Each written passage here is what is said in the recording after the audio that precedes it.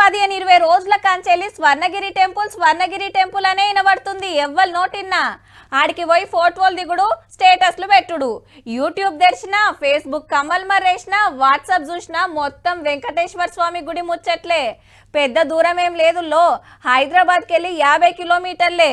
వరంగల్కు పోతుంటే భువనగిరి రాకముందే స్వర్ణగిరి టెంపుల్ ఎట్లా కట్టిండ్రు, ఏడ ఏమున్నాయి మొత్తం తెలుసుకొని వస్తా అని మా చంద్రవ్వ పోయిందబ్బా.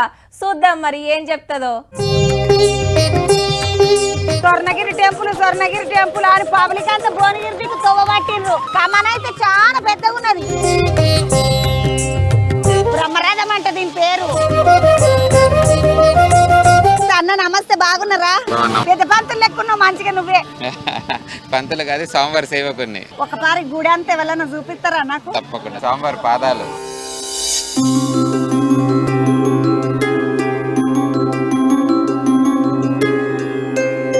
ఈడికెంచి షురు అన్నట్ట. ఈ నుంచి షురు. 108 మెట్లు ఉంటాయండి, దశావతార మండపాలు. సో 10 మండపాలు ఉంటాయి. సో ప్రతి మండపంలో ఒక అవతారం ఉంటుంది. 108 మెట్లు ఎక్కితే పైన గుట్ట పైకి వస్తాం.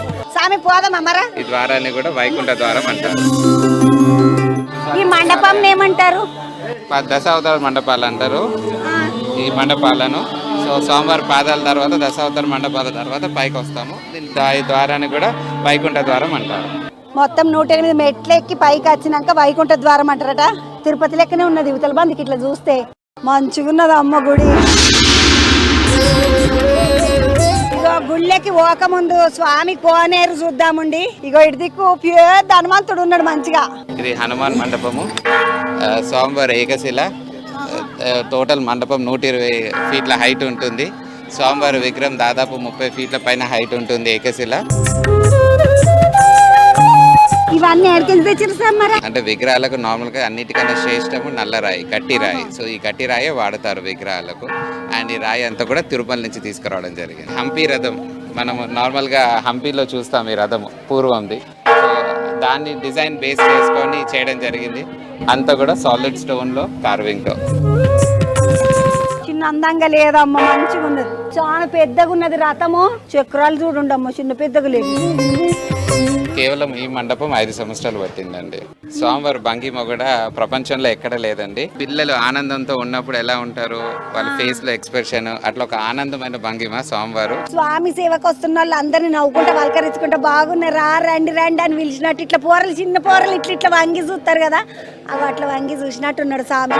ఒకసారి లక్ష్మీ నరసింహ స్వామిని చూద్దాం. స్వామి రాగానే భక్తులందరికీ తన ఆశీర్వచనం ఇవ్వడానికి ఉన్నారు.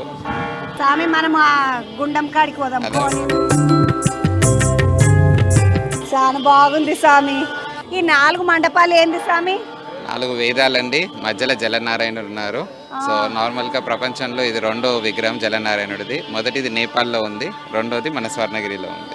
సో ఇప్పుడు నీళ్ళు వస్తాయి కోనేరులో. ఆ సర్పం వరకు నీళ్ళలో ఉంటారు. స్వామి సూర్యుని ముఖంగా, అంటే సూర్యుడు ముఖంగా పెట్టిండు, అంటే సూర్యుని చూసుకుంటా నీళ్ళలో పడుకున్నటువంటి స్వామి. మామూలుగా అయితే నీళ్లు ఇగో ఇక్కడ దాకా పాము వరకు ఏదైతే పడిగే ఉన్నదో అక్కడ వరకు నీళ్లు ఉంటాయట మామూలు టైంలల్లా. ఇప్పటి వరకు ఇళ్ళకి నీళ్లు ఇడవలేదు.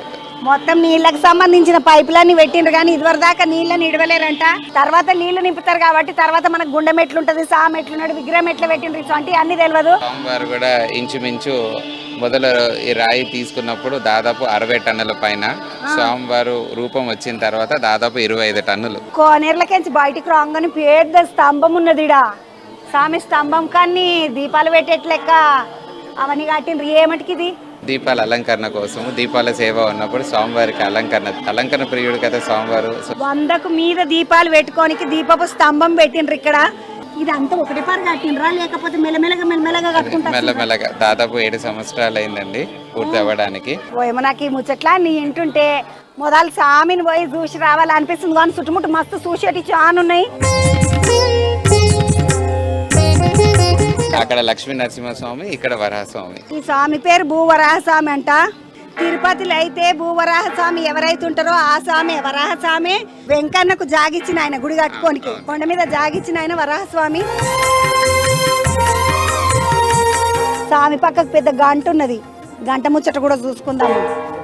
జయగంట మండపం అంటారు. జయగంట సో దాదాపు 1.7 టన్నుల బరువుతో అంటే 1700 కేజీల బరువుతో ఈ గంట చేయడం జరిగింది, కంచు గంట. So this is one of the biggest bell in Asia అని చెప్పవచ్చు. 1700 కిలోల కంచుతోటి చేసిన పెద్ద గంట. ఓ అమ్మ, ఇది నాకు అందుతనే లేదు, నేను భూమికి చిట్టడే ఉంటా. చిన్న బరువు లేదమ్మా ఇది గంట. శబ్దం కూడా దాదాపు 2 నిమిషాలు ఉంటుందండి. అండ్ ఇంకో ప్రత్యేకత ఏంటంటే దీన్ని తాకితే you can see that positive vibes. దాదాపు 2 నిమిషాల వరకు you can see the vibration. Actually ఇది చేసినప్పుడు ఇది ఒకటే, మొన్న రామ మందిరంలో కూడా దాదాపు 2.5 టన్నుల గంట మొన్న రామ మందిరంలో ఏర్పాటు చేయడం జరిగింది, దీనికన్నా పెద్దది. ఇప్పుడు మాడవీధుల్లోకి వచ్చాము, స్వామివారి మాడవీధుల్లోకి. సో ఇప్పుడు బ్రహ్మోత్సవాలకు అన్నిటికి కూడా ఈ మాడవీధుల్లోనే స్వామివారి ఊరేగింపు ఉంటుంది. దాదాపు 40 అడుగుల పైన రథము, చాలా బాగా చేయడం జరిగింది. ఎంత మంచిగా డిజైన్ చేసిండ్రో చూడండి. ఇగో ఇటు 2 గుర్రాలు, అటు 2 గుర్రాలు, పెద్ద రథము, చెక్కతో చేసిన రథం మంచిగా ఉన్నది, బాగున్నది. రథం అటు ఇటు కదలకుండా ఇగో అడ్డం పెట్టేసిండ్రు. ఇడ నడుండి ఒకసారి లోపలికి పోదామండి. మాడవీధిలో చుట్టుముట్టు మంచిగా చెట్లు పెట్టిండ్రు. సామి పబ్లిక్ అంతా అంటున్నారు రాత్రిపూట వస్తే చాలా బాగుంటది, రాత్రిపూట వస్తే చాలా బాగుంటది అంటారు. రాత్రికి ఏం కాతున్నది లైట్స్, స్పెషల్ గా లైట్స్ ఏర్పడడం జరిగింది. సో లైట్లలో ఇంకా అందంగా ఉంటుంది, ఆ కలర్ఫుల్ లైట్స్ లో. సాయంత్రం దర్శనం ఇంకా లైట్లలో ఉంటుంది కాబట్టి ఇంకా ఎక్కువ అందంగా ఉంటుంది. ఒక్క ముచ్చట అడుగుతా సామి, ఏమనుకోకు. ఇప్పుడు మేము దూరంకే వచ్చినాము. ఇప్పుడు మా కరీంనగర్ వాళ్ళు వస్తారు, మా సంగారెడ్డి వాళ్ళు వస్తారు, మా వరంగల్ వాళ్ళు వస్తారు. వాళ్ళు వస్తారు, పొద్దుగాల వస్తారు, దర్శనం చేసుకుంటారు, సాయంత్రం లైట్లలో స్వామిని చూడాలనుకుంటారు. మరి భోజనం చేసిన పరిస్థితి ఏంది మా వాళ్ళ? ఇక్కడ సావిత్రమ్మ వంటశాల అని ఉంది. సో అన్నప్రసాదం జరుగుతుంది. యువతల బంధుకు వస్తే గణపతి బొప్ప మోరియా, ఇగో మన గణేశుడు ఉన్నాడు ఈడ. విజయ స్తూపం అండి. ఇది చేస్తాం పేరు ఎప్పుడు వినలేదు స్వామి నేను. ఇది నార్మల్ గా ఏంటంటే ఏదైనా సంకల్పం ఉంది, సంకల్ప బలంతో జరిగిన తర్వాత దానికి ఏర్పాటు చేస్తారు. సో నార్మల్గా ఎవరైతే దీన్ని నిర్మాణం చేశారో, ఎవరైతే చేశారో సో వాళ్ళ పేరు మీద ఉంటుంది. మానేపల్లి విజయ స్తంభం అని ఉన్నది. అవును, మా అమ్మగారు, ఆమె సంకల్పమే. ఇక స్వామివారి దర్శనానికి లోపలికి వస్తుంటే 1, 2, 3 లైన్లు ఉన్నాయి. 3 లైన్లు ఉన్నాయి. 3 ఏం లైన్లు? ఒకటేమో సర్వదర్శనం అండి, దర్శనం అది అందరూ ఆనందంగా చేసుకునే విధంగా సర్వదర్శనము. దాని తర్వాత అర్చన కోసం సపరేట్గా అర్చన చేయించుకున్న వాళ్ళ కోసము. దాని తర్వాత మూర్తి సేవది అంటే పుష్పాలంకరణ సేవ కానివ్వండి, స్వామివారికి ఏదైనా సేవ చేయించుకున్న వాళ్ళకు సపరేట్గా ఇంకో దారి ఉంది. స్వామి టికెట్ మాసంటాలు భరించేటట్టే ఉంటుందా? జర ఎక్క పెట్టినరా? మరి టికెట్ అనేది నార్మల్గా అయితే సర్వదర్శనం ఫ్రీ అండి, ఎక్కడ ఇది లేదు. అర్చన చేయించుకోవాలనుకుంటే 50 రూపాయలు, 100 రూపాయలు అంతే. దానికి మించి ఇంకా వేరే ఏమీ లేదు. పొద్దున్న 5 గంటల నుంచి దేవస్థానం ఓపెన్ అవుతుంది. మళ్ళీ రాత్రి 9 గంటల వరకు నిత్యంగా అన్ని సేవలు ఉంటాయి. తిరుపతిలో ఎట్లా నడుస్తాయి? అన్ని కూడా పబ్లిక్ ఇట్లా బాగానే వస్తున్నారు స్వామి. ఎంతమంది పబ్లిక్ వస్తారు? మొదటి రోజు దాదాపు 70,000 నుంచి 1,00,000 అయ్యారండి. రెండో రోజు, మూడో రోజు దాదాపు 1,00,000 పై ఉన్నారు. సో వర్కింగ్ డేస్లో రోజు 10,000 మంది ఉంటున్నారు. వీకెండ్స్లో దాదాపు 70,000 నుంచి 1,00,000 దాటుతుంది. తెలంగాణ నుంచే కాకుండా ఆంధ్ర నుంచి, తమిళనాడు నుంచి, కర్ణాటక, గుజరాత్ అన్ని ప్రాంతాల నుంచి చాలా మంది భక్తులు కూడా దర్శనానికి వస్తున్నారు.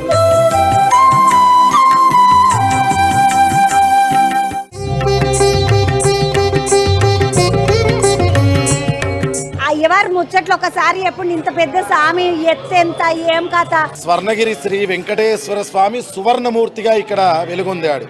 అంటే మొత్తం ఆయనకు ఉన్నటువంటి బంగారు ఆభరణాలన్నీ కూడా సువర్ణమయంతో రూపుదిద్దుకొనున్నాము. 16 కళలు ఉన్న స్వామికి, 16 అడుగుల ఎత్తు స్వామికి 16 ఉపచార సేవలు చేస్తున్నాం మనం ఇక్కడ.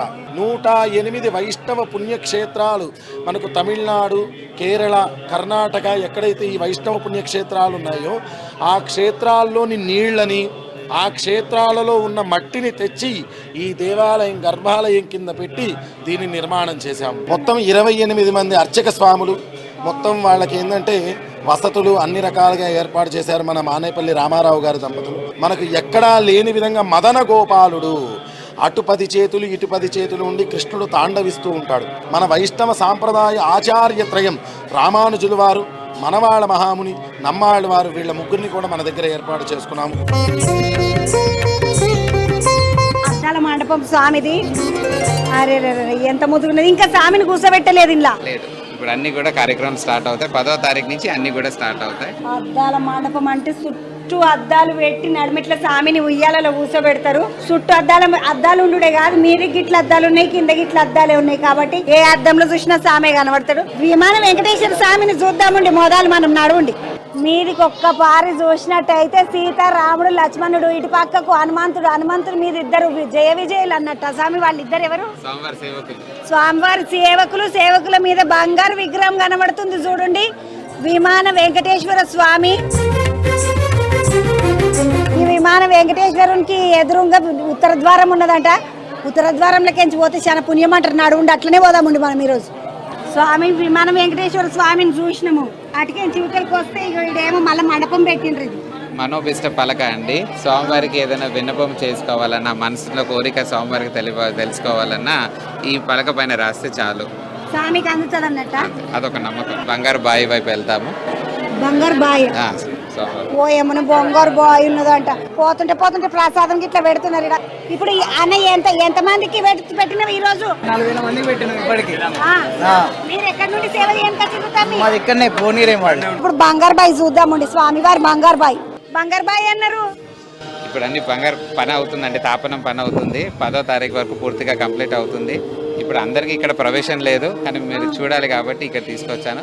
స్వామివారికి రోజు జరిగే కార్యక్రమాలకు అన్నిటి కూడా ఇదే బావి నుంచి నీరు వాడతారండి. ఇది బంగారు బావి, మొత్తం దీనికి బంగారు కవచం చేస్తారు. ఇక తెర ద్వారంలోకి బయటకు వస్తే మళ్ళీ మనకు మన హనుమంతుడు కనబడ్డాడు. ఇదివరకు దాకా వచ్చి హనుమంతుని చూసుకున్నాం కదా, ఆ స్వామి కనబడ్డాడు. బయట ఉన్నాయి అన్ని కూడా మాడవీధులు. ఇక మండపాల చుట్టుముట్టున్న స్తంభాలు ఈడికేంచి చూస్తే ఒక్క పారటి మీదికి చూసినట్టయితే ఆగో ఆ గరుడ స్వామి బంగారు విగ్రహం లెక్క చెప్పున మెరుస్తున్నాడు చూడండి ఒక్కసారి పైకి.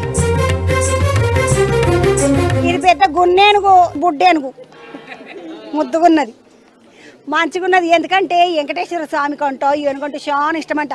ఇగో ఈ పెద్ద బంగ్లాలకు వచ్చినాము. ఈ బంగ్లా ఏంటంటే ఇది కేవలం స్వామివారి నిత్య కళ్యాణ వేదిక అండి. దాదాపు 1200 మందిపై కళ్యాణం ఒకేసారి వేదిక పైన కూర్చొని చూడవచ్చు. నా భూతో నా భవిష్యత్తు, ఎక్కడ ఏదో స్పెషల్ ఉందో అతను స్వామివారికి తప్పకుండా ద బెస్ట్ ఇవ్వాలని చెప్పి స్వామివారి కళ్యాణ వేదిక ఏర్పాటు చేయడం జరిగిందండి. సో ఇప్పుడు ఇంకా ఎన్ని రోజులు పడుతుంది స్వామి ఇది శురుగానికి? 10వ తారీఖు వరకు ఖచ్చితంగా అన్ని చేసి స్వామివారికి అన్ని సేవలు నిత్యంగా జరిగే విధంగా ఏర్పాటు చేయాల్సి. ఒక దాంట్లో చిన్న చామంతి పువ్వు, అసంటి పువ్వు, యువతల బంధుకేమో చిన్న పూలు, మొత్తం చుట్టుముట్టు అంత పెయింటింగులు, ఇగో చెక్కతోటి మొత్తం చేసిన దర్వాజలు.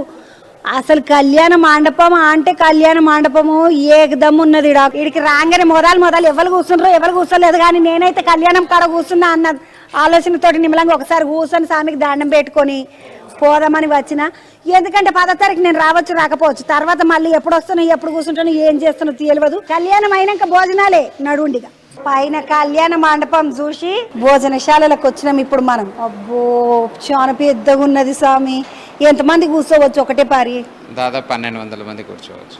ఇప్పుడు ఇదంతా మంచిగానే ఉన్నది, కూర్చొని తినేది, వాళ్ళు వచ్చి వడ్డిచ్చేది, మరి వండేది. ఇక్కడ రెండు రకాల కిచెన్స్ ఉన్నాయండి. పులిహోర చేయడానికి, ఇడ్లీ చేయడానికి, ఇది చపాతీ మిషన్. ఒకటేనికొకటి వెళ్తూనే ఉంటాయి. ఇక చపాతీలు గంటకి 1000 చపాతీలు.